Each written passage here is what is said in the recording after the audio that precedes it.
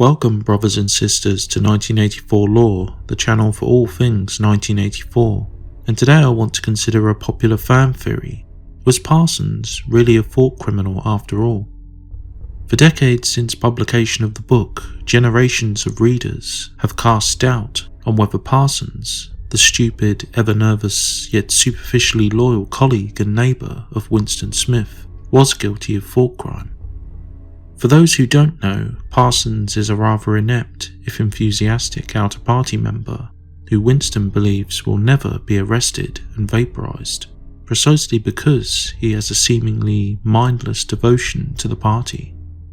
Though not brainy by his own admission, Parsons is physically active on behalf of the party, being a member of sports committees and those committees dedicated to organising spontaneous demonstrations. Winston takes Parsons' constant sweating for a very physical testament of this unceasing devotion to the party. Alas, for Parsons, this was not enough. According to the man himself, he was overheard by his daughter saying, "Down with Big Brother," repeatedly in his sleep. As if foreshadowed earlier in the novel, ironically by Parsons himself, the girl used her spies-supplied ear trumpet to catch her father in the act. The very next day, she went to the patrols and dobbed in her father, hence Parsons' appearance before Winston in their cell. So that's the official story we have. However, is this true? Well, one huge strike against this being true is the humble if pervasive telescreen. Telescreens are everywhere, in workspaces, canteens, the public square and even in the toilets, among many other places. However, one place you'll always find them is in a party member's home. Every inner and outer party member has a telescreen in their residence. They can't be switched off, only dimmed somewhat, though O'Brien seemingly demonstrates later on in the book that the inner party members can switch them off. However, it's still dangerous to do so for more than half an hour at a time. Telescreens not only broadcast endless propaganda into the homes and spaces of the party, but also receive. They are not, however, confined to visual recordings, but are also very sensitive to sound. In the very first chapter of the book, we learn that, quote, any sound that Winston made above the level of a very low whisper would be picked up by it. Indeed, a later relevant quote not only supports this, but suggests the aforementioned is, if anything, understating things. Later on in the scene after which Winston received Julia's "I love you" note, Winston informs us that the device is even sensitive enough to pick up the increase in one's heart rate, which may give away an inner struggle of some kind.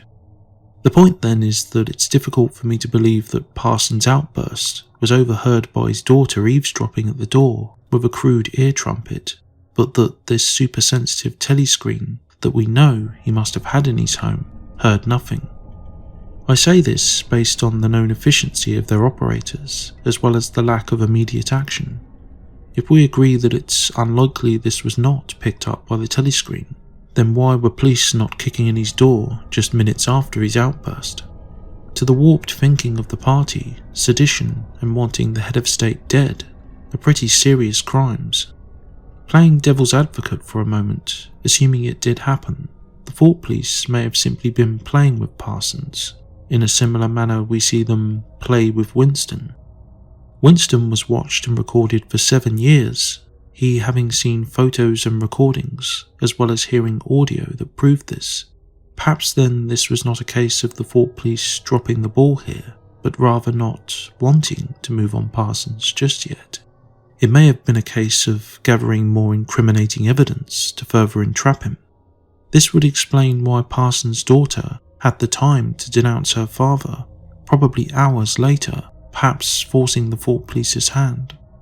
Of course, a simpler explanation is that they didn't move on him because it never happened. I personally lean towards the latter explanation, though if you've seen my earlier video on if Parsons was a thought criminal, you'll know there are other indications that he may have been a tamer, Winston-like thought criminal all along. I think he may be innocent of this particular crime, as I apply Occam's razor here. That he never said, "Down with Big Brother," is just the simpler explanation, given what we know about the efficacy of telescreens and the thought police. Another thing supporting his innocence is the character of his daughter. Earlier in the story, Parsons relates how she followed and gave up a man simply for wearing strange shoes, which shows her suspicion can be quite vacuous.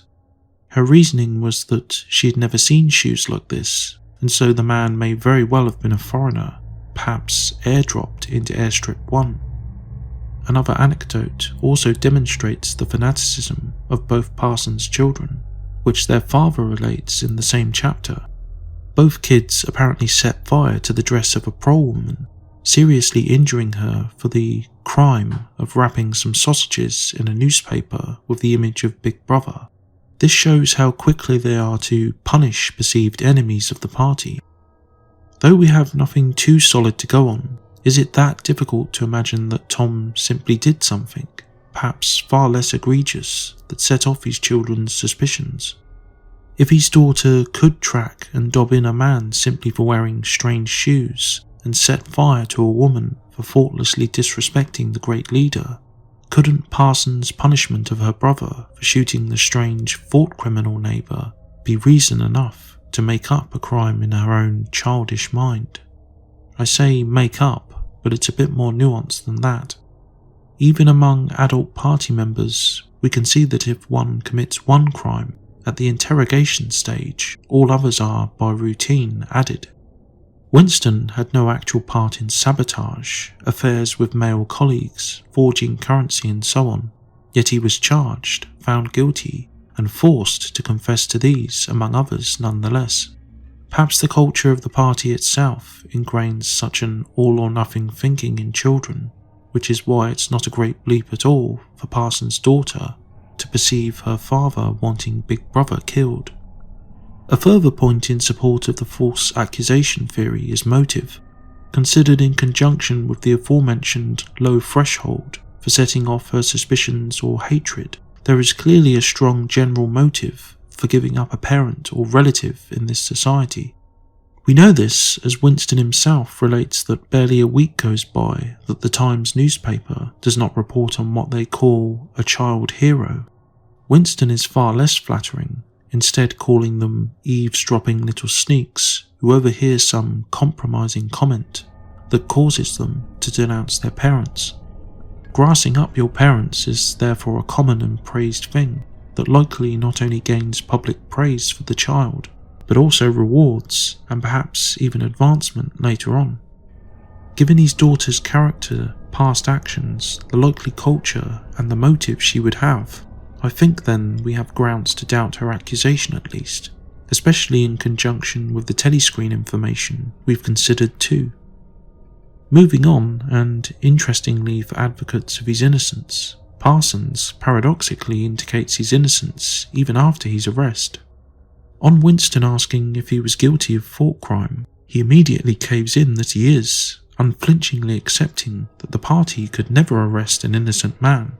Yet Orwell seems careful to describe Parsons as almost confused by the whole thing. Quote, his eyes had a wide open, staring look, as though he could not prevent himself from gazing at something in the middle distance. Even though fully accepting his guilt, there's also an unbelieving attitude to the whole business, a feeling we get that he can't quite believe what he has done. At the same time, he shows faith that the party will know his record, that he could still be of use, though it's easy just to dismiss this and his servile, even sanctimonious at one point attitude as merely instinctive and all to try and save himself. I'm not totally sure. Parsons seems just as surprised as anybody else that he's even there, even saying he never knew he had any bad stuff in his mind, with this feeling of disbelief carrying on into his explanation of how he was heard saying the phrase in his sleep. Of course, this is relatively flimsy, I'll admit, but weaving it in with all the other stronger thoughts we've considered throughout this video, this scene does fit with the innocence theory. So, to summarise then, I believe a case can be made for the innocence of Tom Parsons, based on the presence of the sensitive telescreen in his house that should have picked up his outburst and alerted the authorities way before his daughter had a chance to give him up herself. Furthermore, we have the character, past actions and motivations of his daughter, the one who denounced him too, which casts doubt at least on whether her father really did say what she claims. Finally, one interpretation of Parsons' general disbelieving and shocked behaviour in the cell with Winston could be viewed as support for the theory he was, in fact, innocent. But what do you think, comrades? Did the Parsons daughter lie? Is the lack of a response from the telescreen strong evidence he never said, down with Big Brother? Write your thoughts and objections in the comments section, and remember, Big Brother is watching you.